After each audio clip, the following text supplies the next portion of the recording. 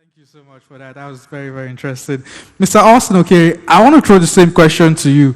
Like, when you think about cryptocurrency regulation, and when you think about, in the industries that you've played in over the last couple of decades, how do you think about regulation for cryptocurrency? What do you think is different fundamentally between the two industries?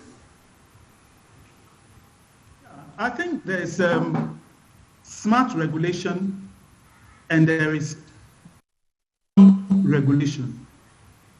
Now, dumb regulation happens when there's no sufficient knowledge, and regulation is done out of fear than out of knowledge, and all in the name of limiting risk and protecting consumers. In dumb regulation, if you don't understand something, you shut it down. Now, smart regulation says, well, we can have a sandbox and let us understand how this thing even works. And if we are comfortable with it in the beta state, in a controlled environment, then we can make it widely available to the consumers.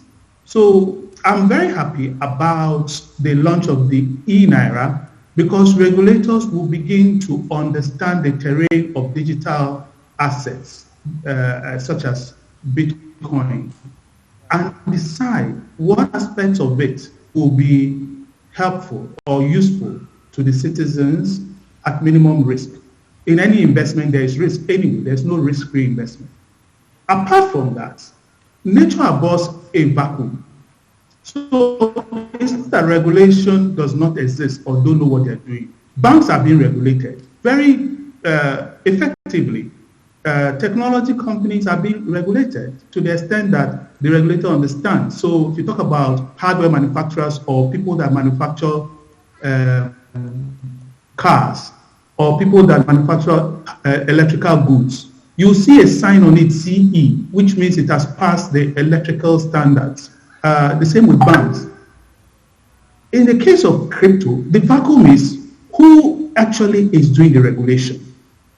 If you take M-Pesa, for instance, the biggest bank in Kenya now is probably M-Pesa, regulated not by the Central Bank of Kenya, but by the Communications Commission of Kenya, because it tilts more towards technology and telecoms than to banking.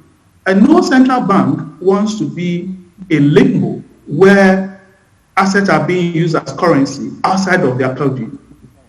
And as the Minister of State said, is it that we then require a collaboration between the regulators to come up with an individual separate regulatory body for this space, maybe more young demography that can make the rules as the technology changes, because the technology changes so fast that the standard traditional regulation finds it difficult to catch up.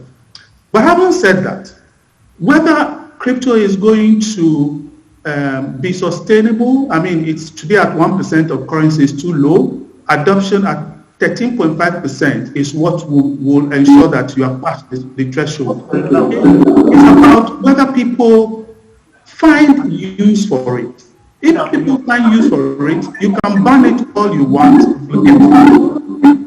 and so for me, this space is a digital space. It's like a train in which the train driver are those digital technology disruptors, and the people are the people that need convenience, they need value, they need optimum pricing.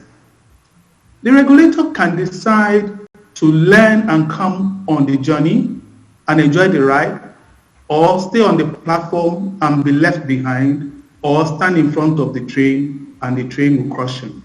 So water will always find this level. The question is, how soon? Right. Thank you so much for that, Mr. Austin. Thank you so much.